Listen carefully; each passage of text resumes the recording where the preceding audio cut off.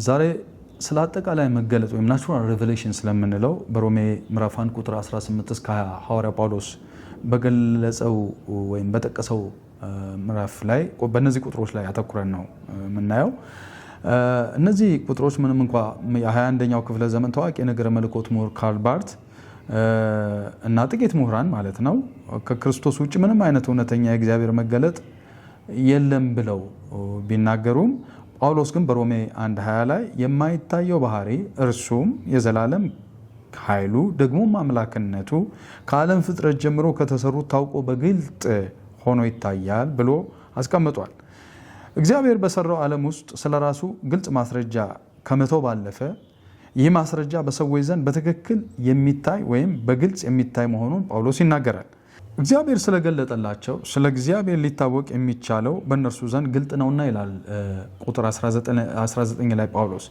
ስለዚህ የተፈጥሮ መገለጥ በጳውሎስ አመለካከት መጽሐፍ እንደሚናገረው በዚህ አውድ ውስጥ ጳውሎስ ስለ እግዚአብሔር የማይታዩ ባህሪያትና ሞት የሚገባቸው የኃጢአት ድርጊቶችን ስለማወቅ የገለጠበት ክፍል ነው።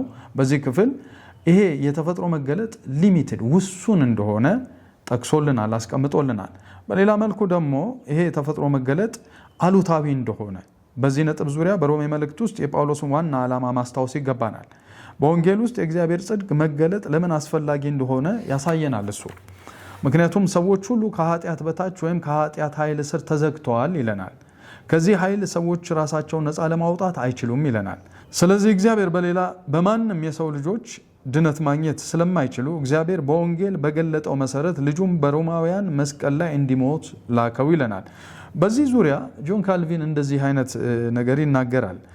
በአጠቃላይ መገለጥ ዙሪያ እንደዚህ ይላል። አጠቃላይ መገለጥን በተመለከተ ስለዚህ ጆን ካልቪን እንደሚለው ስለዚህ ብዙ የሚነዱ ሻማዎች ወይም መብራቶች በአጽናፈ ዓለም አሰራር ውስጥ የጸሐፊውን የደራሲውን ክብር ለማሳየት ለእኛ ቢያበሩም እኛን ለማዳን ግን አይችሉም ይለናል ስለ አጠቃላይ መገለጥ ሲናገር። ስለዚህም ከንቱ ናቸው።